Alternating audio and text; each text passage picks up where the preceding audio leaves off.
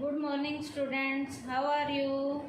Today's topic is functions of management. आज का हमारा टॉपिक क्या है बेटा? मैनेजमेंट के फंक्शंस का है। आज का हमारा टॉपिक क्या है? मैनेजमेंट के फंक्शंस का है। Management has been defined in the form of a process. Management को बेटा एक प्रोसेस में डिफाइन किया जाता है। Under the management process, planning, organizing, staffing, directing, and controlling many activities interrelated to each other are included. यहाँ पर सारी एक्टिविटीज़ जो एक दूसरे से रिलेटेड हैं इसके अंदर इंक्लूड होती हैं। These activities are known as functions और एलिमेंट ऑफ मैनेजमेंट। अब बेटा जो प्लानिंग में, ऑर्गेनाइजिंग में, स्टाफिंग में, डायरेक्टिंग में, कंट्रोलिंग में जितनी भी एक्टिविटीज़ इंक्लूड होती हैं इन्हें हम फंक्शंस ऑफ मैनेजमेंट का नाम देते हैं या एलिमेंट्स ऑफ मैनेजमेंट का नाम देते हैं। तो इसका मतलब मैनेजमेंट के फंक्शंस को बेटा 5 मेन पार्ट्स में क्या किया गया है? क्लासीफाई किया है 5 मेन पार्ट्स में। पहला प्लानिंग, दूसरा ऑर्गेनाइजिंग, तीसरा स्टाफिंग, चौथा डायरेक्टिंग और पांचवा क्या है हमारा? कंट्रोलिंग। प्लानिंग, ऑर्गेनाइजिंग, स्टाफिंग और कंट्रोलिंग के तो प्रोसेस में स्टेप्स हैं, लेकिन डायरेक्टिंग के प्रोसेस में स्टेप नहीं है। इसमें 4 एलिमेंट हैं और वो एलिमेंट क्या क्या हैं? सुपरविज़न है, कम्युनिकेशन है, लीडरशिप है, मोटिवेशन है। तो हम एक एक को स्टार्ट करेंगे। सबसे पहले हम फंक्शन स्टार्ट करेंगे प्लानिंग का। प्लानिंग का मीनिंग क्या है बेटा? It refers to thinking beforehand. अभी काम हमारे हाथ में आया नहीं है लेकिन उसके बारे में हमने पहले से ही सोचना शुरू कर दिया है। Planning is the determination of a future course of action to achieve a desired result। बेटा कल के काम जो आपने कल करने हैं उन कामों को प्रॉपर तरीके से किया जा सके, उनके रिजल्ट बढ़िया आ सके, उसके लिए बेटा जो हम पहले से सोचते हैं, पहले से हम ये निर्धारित करने हैं कि हमें क्या करना है, कब करना है, कैसे करना है, तो इनके बारे में हम पहले से सोचते हैं। तो प्लानिंग के अंदर क्या किया जाएगा? Under planning it is ascertain that what should be done, how it should be done and who should do it before the commencement of a job. All the points are not contemplated then the objective of a business can not be achieve. इन points को achieve करना पड़ेगा तभी हमारे result क्या आएंगे? बढ़िया आएंगे। कि क्या किया जाना चाहिए, क्या क्या करना चाहिए, क्या करना है, किसने, कब करना है, किसने करना है। तो इसका मतलब करना तो कल है लेकिन उसके बारे में आज हम सोच रहे हैं, उसे हम किसका नाम देंगे? प्लानिंग का नाम देंगे। प्लानिंग क्या है? It refers to thinking beforehand. काम हाथ में आने से पहले ही उसके बारे में हम सोचना शुरू कर देते हैं। अब बेटा प्लानिंग के प्रोसेस में हमारे स्टेप्स कितने हैं बेटा? हमारे 7 स्टेप्स हैं, जिसमें सबसे पहला पॉइंट है सेटिंग ऑब्जेक्टिव। ऑब्जेक्टिव को सेट किया जाता है कि हमें क्या करना है। Developing premises. डेवलपिंग प्रेमिसेस में ये देखा जाएगा जो कुछ भी हमने करना है उनको करने के लिए क्या हमारे पास है और क्या हमारे पास नहीं है, ताकि उनका प्रॉपर अरेंजमेंट किया जा सके। उसके बाद है identifying alternative courses of action. काम को करने के लिए हमारे पास क्या क्या अल्टरनेट हो सकते हैं, उन अल्टरनेट को हमने आइडेंटिफाई करना है। उसके बाद है इवेल्युएटिंग अल्टरनेटिव कोर्सेज। हर अल्टरनेट का प्रॉपर इवेल्युएशन किया जाएगा कि कौन सा अल्टरनेट बढ़िया है, उसके मेरिट्स डीमेरिट्स देखे जाएंगे, उनका इवेल्युएशन किया जाएगा। इवेल्युएशन करने के बाद सिलेक्टिंग एन अल्टरनेटिव। सारे अल्टरनेट तो सिलेक्ट नहीं किए जाते, एक अल्टरनेट को सिलेक्ट किया जाएगा। Implementing the plan. उस अल्टरनेट को प्लान पे इम्प्लीमेंट किया जाएगा। उसके बाद फॉलो अप एक्शन, उसे एक्शन में लाया जाएगा। तो प्लानिंग का मीनिंग क्या था? It refers to thinking beforehand. क्या करना है, कब करना है, कैसे करना है, ये सोचा जाता है। और प्लानिंग के प्रोसेस के स्टेप क्या क्या थे? Setting objective, developing premises, identifying alternative courses of action, evaluating alternative courses, selecting an alternative, implementing the plan, follow up action. अब सेकेंड हमारा मैनेजमेंट का फंक्शन है ऑर्गेनाइजिंग। ऑर्गेनाइजिंग का मीनिंग क्या है? It refers to harmonious adjustment of various parts to achieve common objective. Common level के objective को achieve करने के लिए, कॉमन लेवल के ऑब्जेक्टिव को अचीव करने के लिए हार्मोनियस लेवल की जो अलग अलग पार्ट्स की एडजस्टमेंट की जाती है, ताकि जो प्लान बनाए हैं वो प्लान के अकॉर्डिंग हमारा काम अच्छे से हो सके, हम उसे रियलिटी में कन्वर्ट कर सकें। उसके लिए हार्मोनियस लेवल की अलग अलग पार्ट्स की क्या की जाती हैं? एडजस्टमेंट की जाती हैं, ताकि कॉमन लेवल के जो ऑब्जेक्टिव हैं उन्हें टाइम पे क्या किया जा सके? अचीव किया जा सके। इसका मतलब क्या है? Planning is just to put some idea in writing, but it convert idea into reality. A group of people is needed. अब बेटा प्लान के अकॉर्डिंग आइडिया को रियलिटी में कन्वर्ट करने के लिए बहुत से हमें लोगों की ज़रूरत पड़ती है। Further to streamline the activities of this group of people, organising is required. लोगों को रखने के लिए डिपार्टमेंट बनाने पड़ेंगे, उसके लिए हमें किसकी ज़रूरत पड़ेगी? ऑर्गेनाइजिंग की ज़रूरत पड़ेगी। इसका मतलब क्या है बेटा? Whole project is divided into various small jobs to assign this jobs to designated post. बड़े काम को छोटे छोटे पार्ट्स में डिवाइड किया जाएगा। पार्ट्स में डिवाइड करने के बाद काम को लोगों को देना है, तो अलग अलग पोस्ट के अकॉर्डिंग उन्हें काम दिया जाएगा। इसका मतलब क्या कहता है? प्लानिंग में तो जो हमने प्लान बनाने हैं वो हम प्लान बनाते हैं, लेकिन ऑर्गेनाइजिंग के अंदर उन प्लान्स को एक्चुअल में रियलिटी में कन्वर्ट करने का काम किया जाता है। फिर से सुन लीजिए, प्लान्स में हम अपने ऑब्जेक्टिव सेट करते हैं, ऑर्गेनाइजिंग में उन ऑब्जेक्टिव को अचीव करने के लिए, उनको रियलिटी में कन्वर्ट करने के लिए यहाँ पर हम हार्मोनियस लेवल की अलग अलग पार्ट्स की जो एक्टिविटीज़ हैं उनकी एडजस्टमेंट करते हैं, ताकि वो कॉमन वाले गोल जो हमने प्लानिंग में सेट किए हैं उन्हें रियलिटी में कन्वर्ट किया जा सके। इसके लिए ऑर्गेनाइजिंग के प्रोसेस को फॉलो करते हैं। और ऑर्गेनाइजिंग के प्रोसेस के स्टेप क्या क्या हैं? पहला है identification and division of work. Identify किया जाएगा, काम को पहचाना जाएगा, और फिर बड़े काम को छोटे छोटे पार्ट्स में डिवाइड किया जाएगा, ताकि एम्प्लॉय को वो छोटे छोटे पार्ट वाला काम एम्प्लॉय के टेस्ट के अकॉर्डिंग, उसकी कैपेबिलिटी के अकॉर्डिंग डिवाइड किया जा सके। उसके बाद है डिपार्टमेंटलाइजेशन।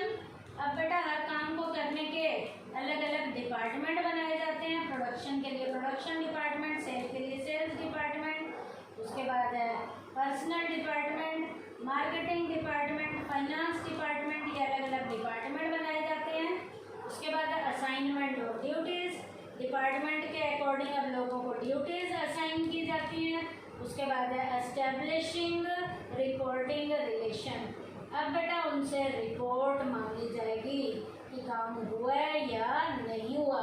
उनके रिपोर्ट से रिलेटेड रिलेशंस जो हैं वो एस्टेब्लिश किए जाएंगे।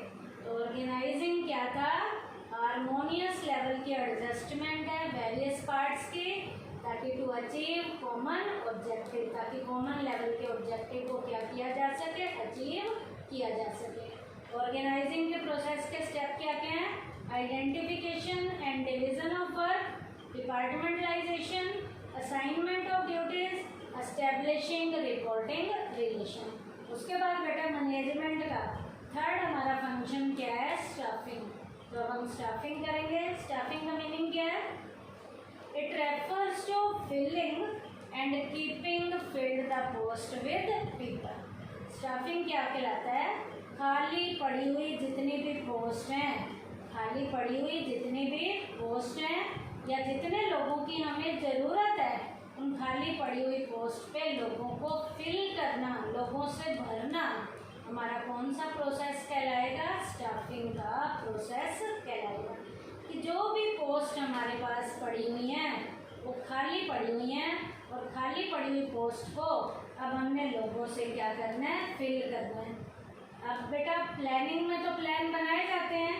इन planning ideas are given a written shape, on the other hand organising with the objective of converting these ideas into reality, prepare a structure of various posts। अब बेटा उस structure के according हमें कई पोस्ट यहाँ पर बनानी है। After organising comes staffing which deploys people on these posts so that job can be performed। बेटा प्लानिंग में तो प्लान बनाए जाते हैं, ऑर्गेनाइजिंग में उन प्लान्स को रियलिटी में कन्वर्ट करने के लिए जो जॉब बनाई गई हैं, जो पोस्ट बनाई गई हैं, उन पोस्ट को लोगों से क्या किया जाएगा? फिल किया जाएगा, ताकि उन लोगों से टाइमली क्या करवाया जा सके? काम करवाया जा सके। In view of the fact that the success of an organization is commensurate with how adroitly every employee performs his job, the importance of staffing function increases even more। बेटा जैसे जैसे पोस्ट पे लोगों को बिठाने की ज़रूरत पड़ेगी तो हमें स्टाफिंग का काम करना पड़ेगा और स्टाफिंग के फंक्शन की इम्पोर्टेंस बढ़ती जाएगी। अब स्टाफिंग में हमने क्या करना है? जो लोग बिठाए गए हैं उनको काम देना है। तो क्या किया जाएगा? सबसे पहले इसका जो स्टेप चलेगा प्रोसेस का, सबसे पहले एक पॉइंट है estimating the man power requirement. काम को करने के लिए कितने लोगों की ज़रूरत है उसका अनुमान लगाया जाएगा। फिर उसके बाद रिक्रूटमेंट, उनकी भर्ती की जाएगी। उसके बाद सिलेक्शन, उनका चुनाव किया जाएगा। प्लेसमेंट एंड ओरिएंटेशन, उन्हें प्रॉपर प्लेस पे बिठाया जाएगा और उन्हें ऑर्गेनाइजेशन से, उन्हें उनके सीनियर से, सबॉर्डिनेट से इंट्रोड्यूस कराया जाएगा। उसके बाद है ट्रेनिंग एंड डेवलपमेंट। काम करना आता है तो वेल एंड गुड, नहीं तो उनको टाइमली ट्रेनिंग दी जाएगी ताकि उनका ओवरऑल डेवलपमेंट हो सके। परफॉर्मेंस अप्रेजल, उनकी परफॉर्मेंस को चेक किया जाएगा, उनकी परफॉर्मेंस देखी जाएगी। प्रमोशन एंड कैरियर प्लानिंग, जो बढ़िया काम कर रहे हैं उनको प्रमोशन दिया जाएगा और उनके कैरियर की प्रॉपर बढ़िया प्लानिंग की जाएगी। और लास्ट क्या है? कंपनसेशन, उन्हें पारिश्रमिक दिया जाएगा। फिर से सुन लीजिए स्टाफिंग के स्टेप क्या क्या हैं।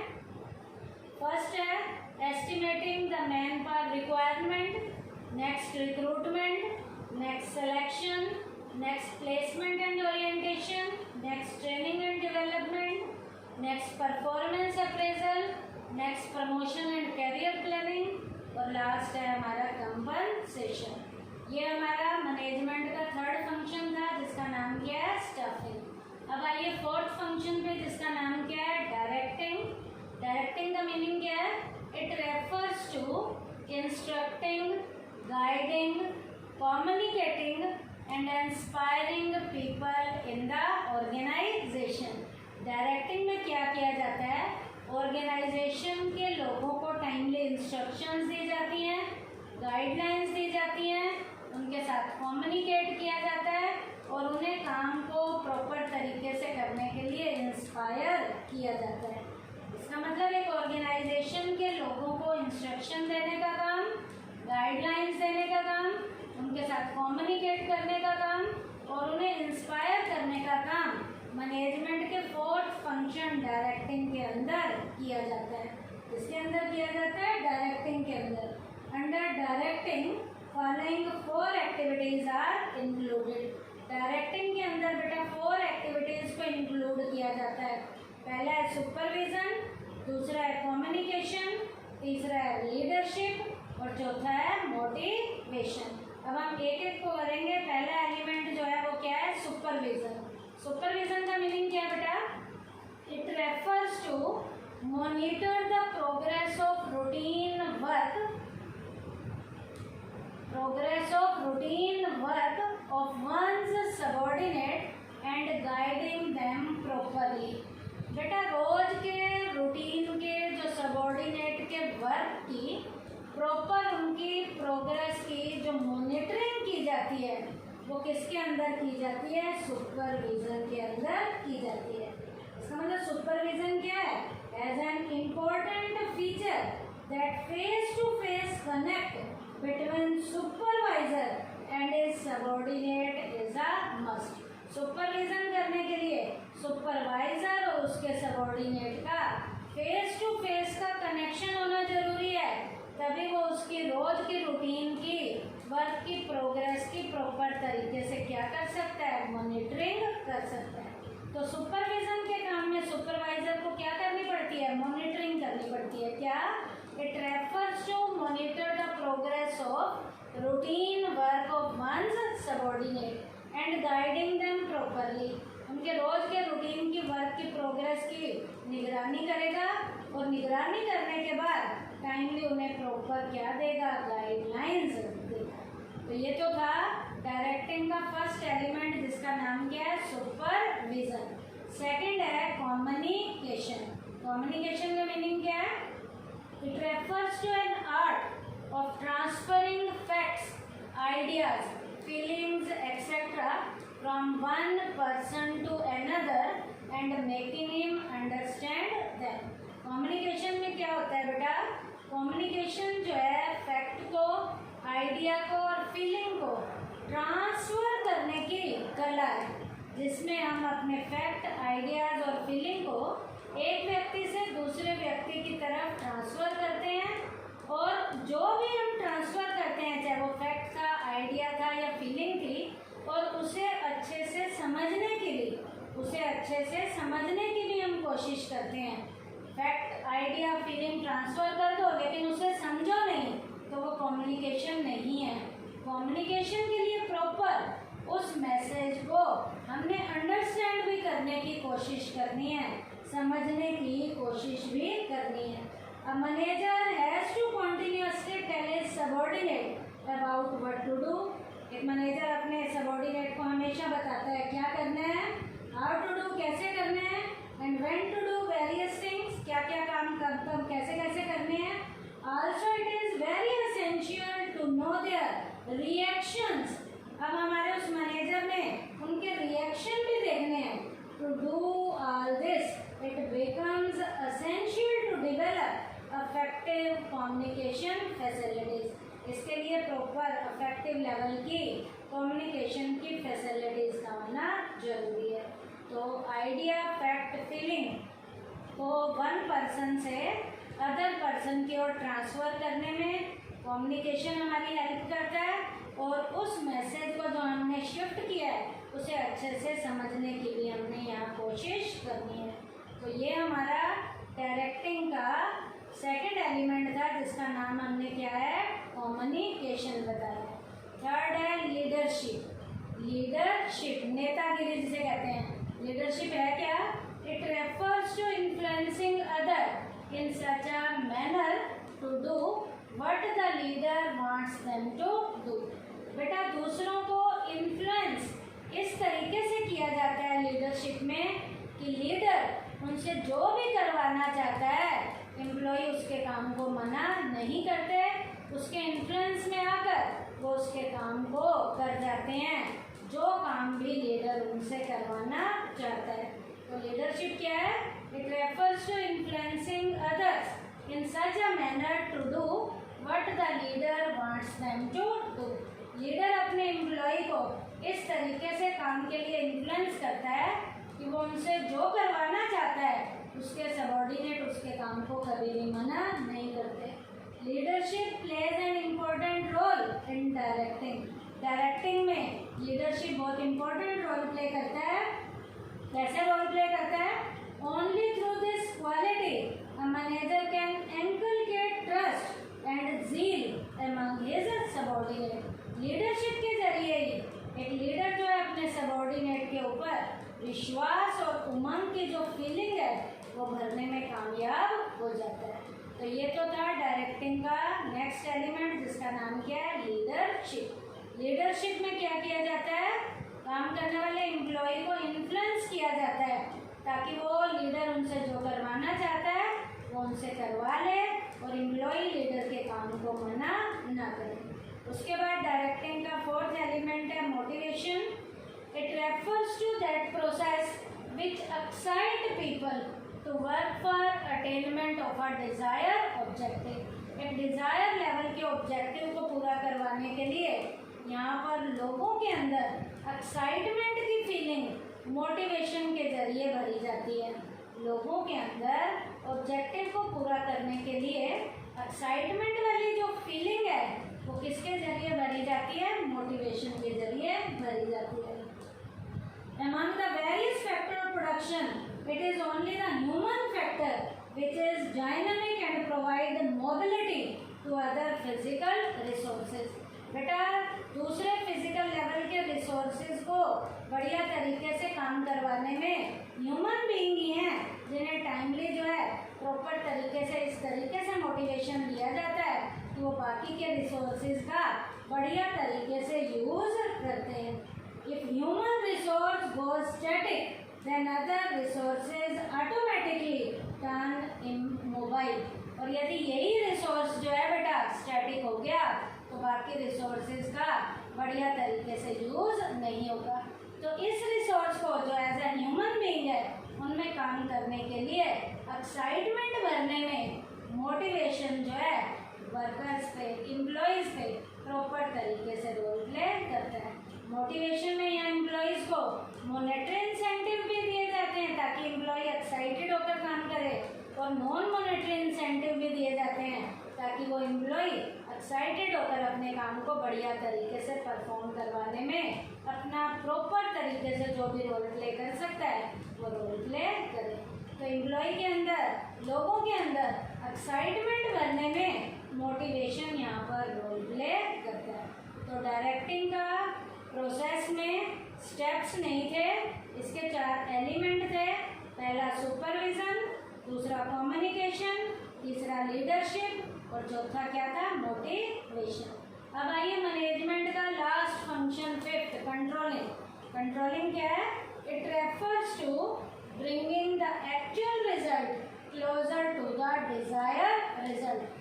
एक्चुअल वाले रिजल्ट को डिजायर लेवल के रिजल्ट तक कैसे पास में लाया जा सकता है, एक्चुअल वाले रिजल्ट को स्टैंडर्ड के पास या डिजायर रिजल्ट के पास लाने में कंट्रोलिंग हमारी यहाँ पर प्रॉपर तरीके से क्या करता है, हेल्प करता है।